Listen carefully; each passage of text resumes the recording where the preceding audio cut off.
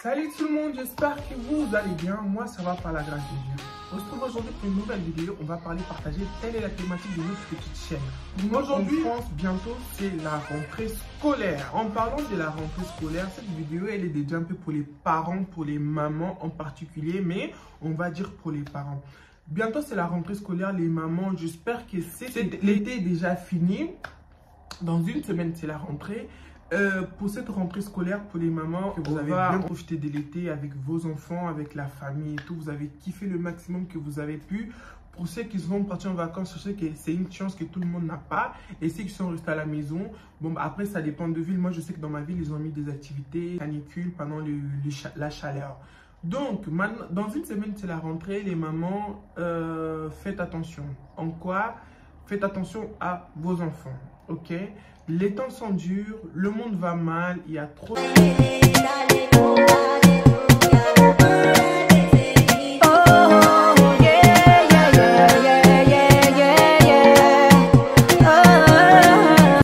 C'est pas moi qui va venir vous informer qu'est-ce qui se passe dans le monde. C'est à vous de voir tout ce qui se passe autour de vous.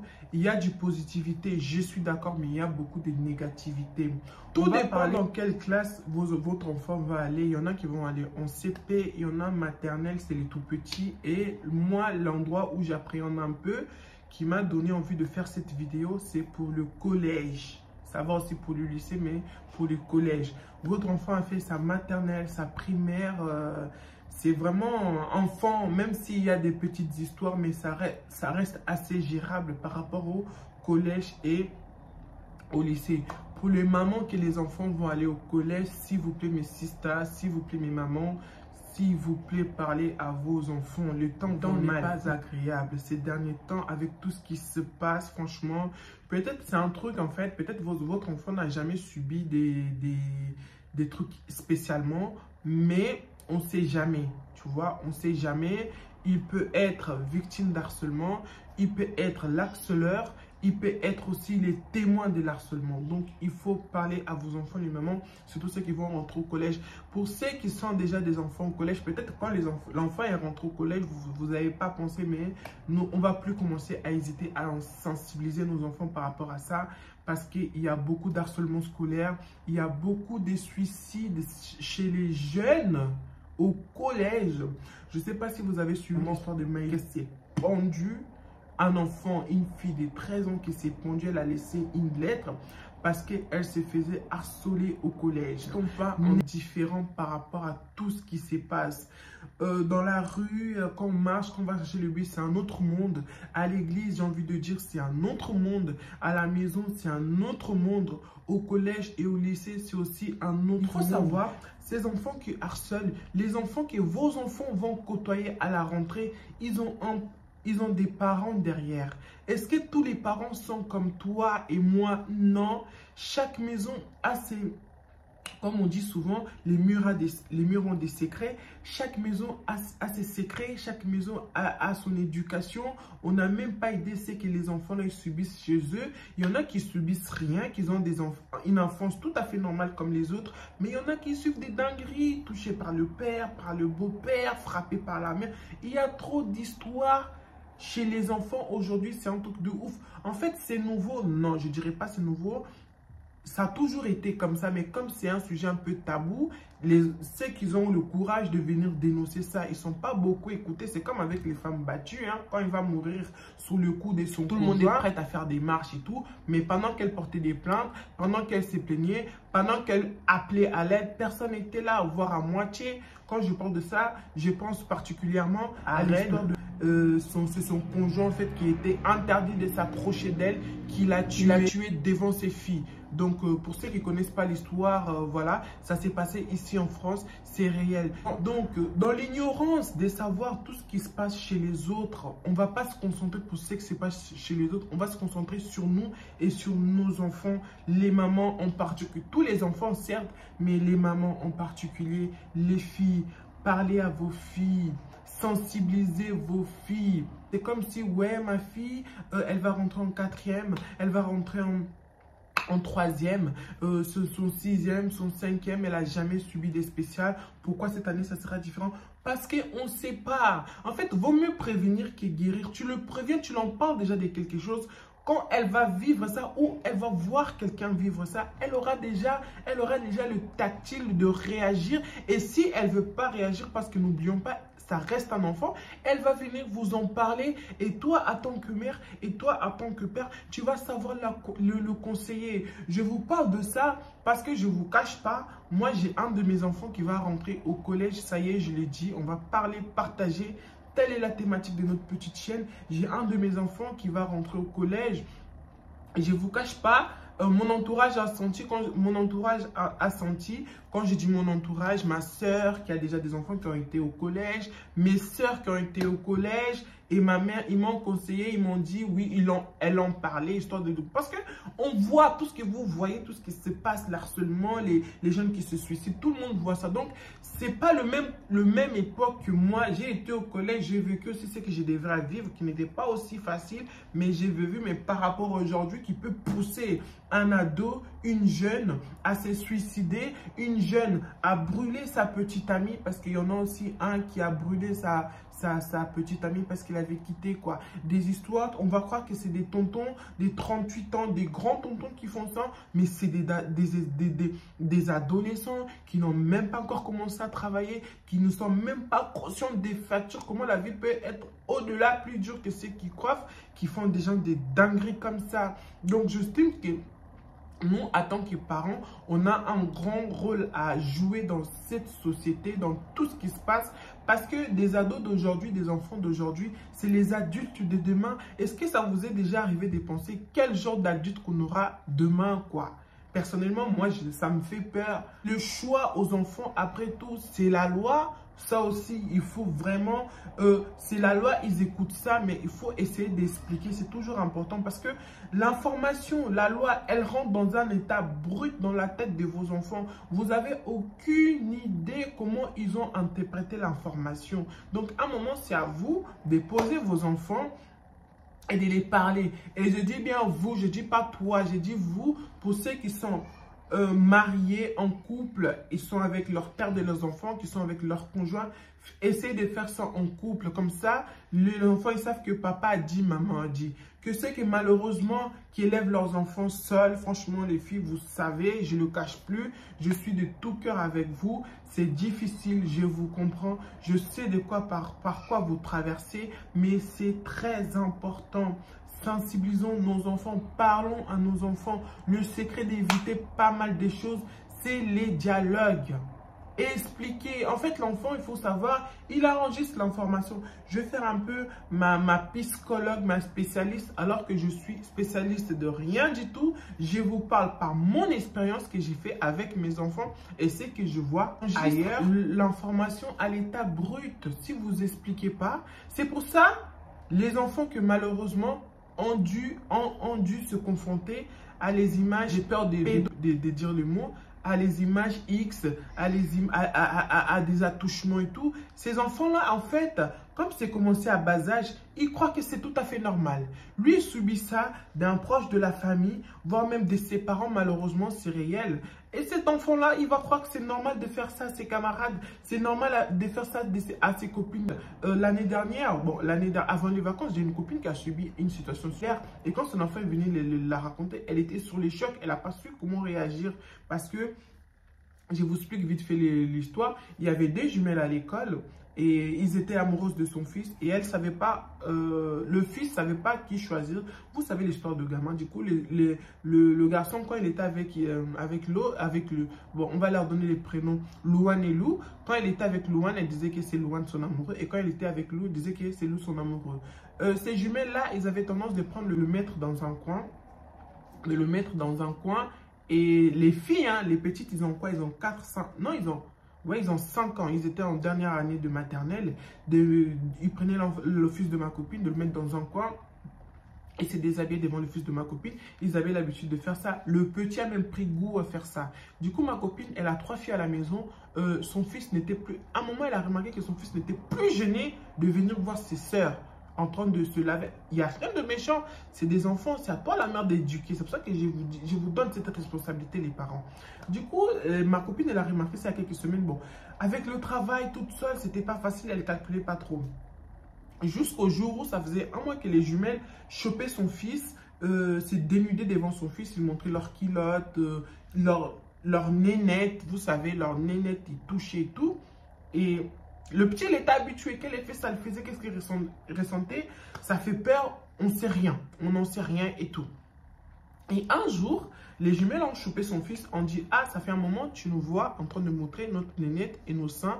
Tu as vu notre fesse. Aujourd'hui aussi, les deux jumelles, hein. Aujourd'hui aussi, on veut voir tes fesses et ton zizi, vu que tu es un garçon. Dieu merci, ma copine, elle a très bien éduqué son fils. Son fils a paniqué, a commencé à pleurer. Sur le coup, il n'avait pas le choix. Les jumelles diaboliques l'ont forcé. Je ne dirais même pas des petites seins qu'on les appelait des diaboliques. C'est méchant, mais c'est grave quand même. Lou et Louane, ils l'ont forcé, ils l'ont poussé sur le mur. Et ils l'ont déshabillé.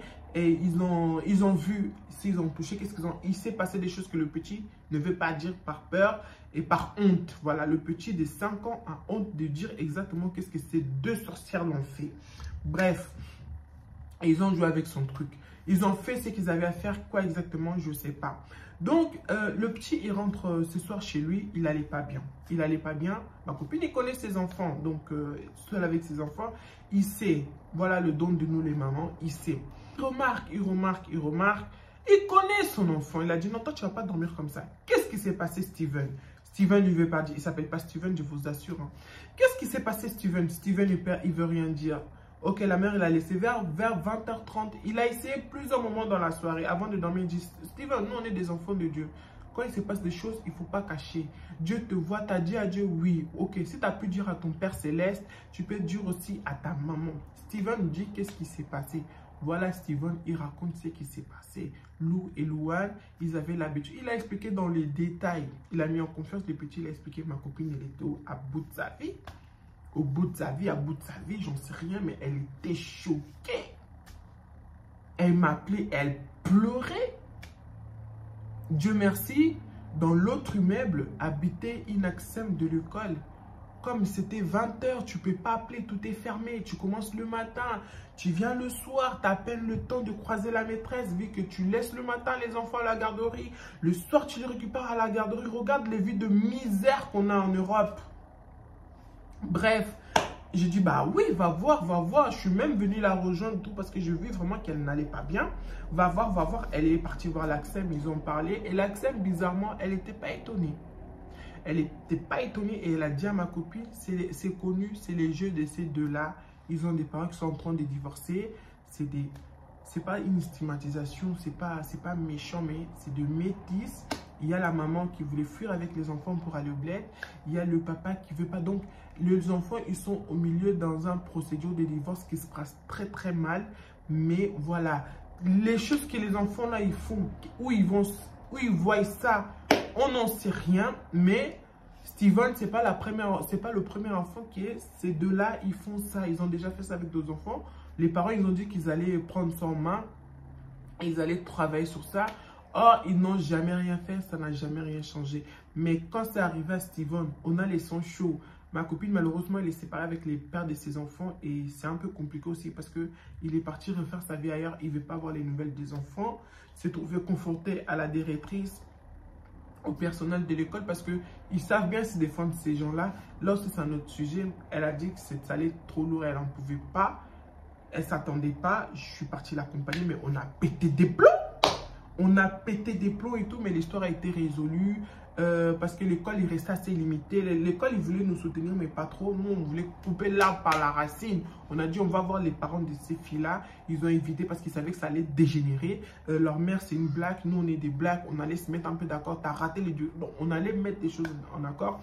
Mais gloire à Dieu, l'école a ensuite tamponné cette histoire. Mais c'est un exemple qui nous a choqués. Ça veut dire que des histoires bizarres vis-à-vis des enfants, ça commence de le bas âge. Apprenez à parler vos enfants.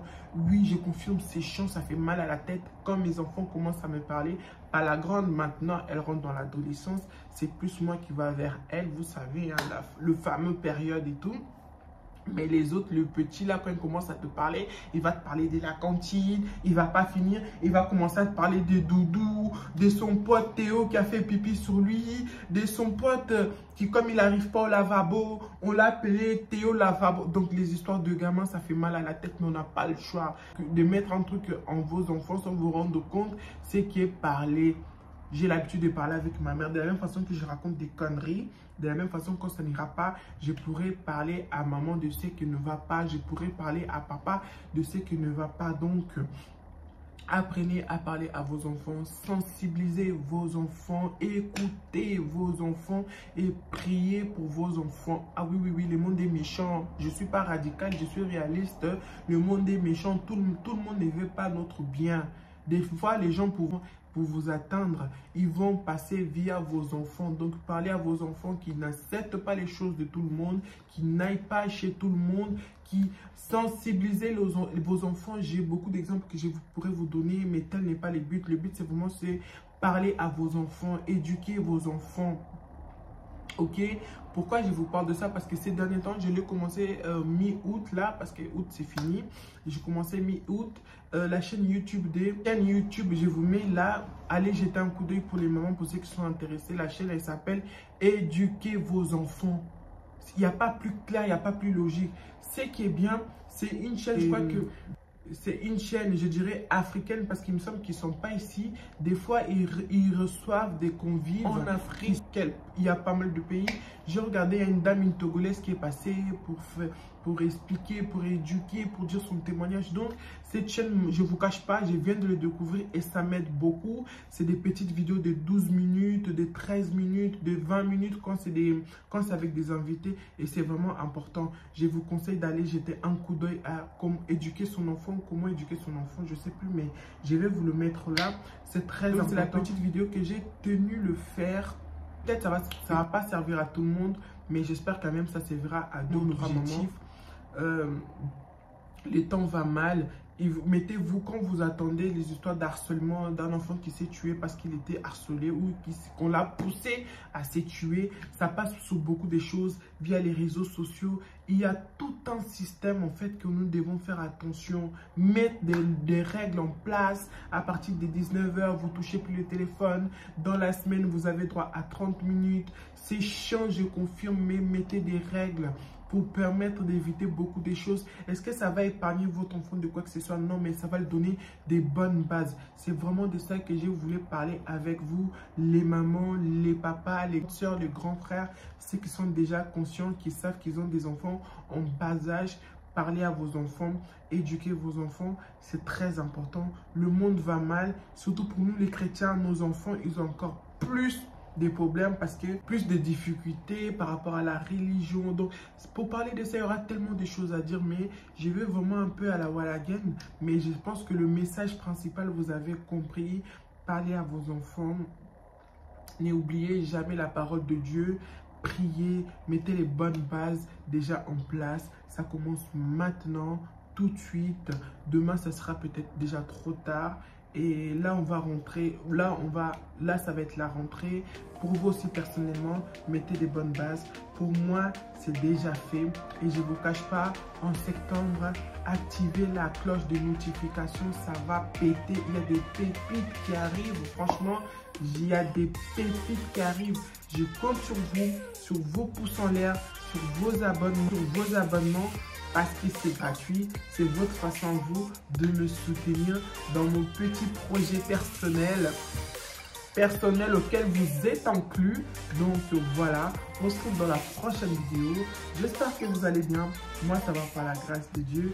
Je vous fais des gros bisous. Et quoi qu'il arrive, apprenez à compter sur vous. Vous êtes la seule personne à jamais vous décevoir. Quoi qu'il arrive, je ne me décevrai jamais. On se retrouve dans la prochaine vidéo.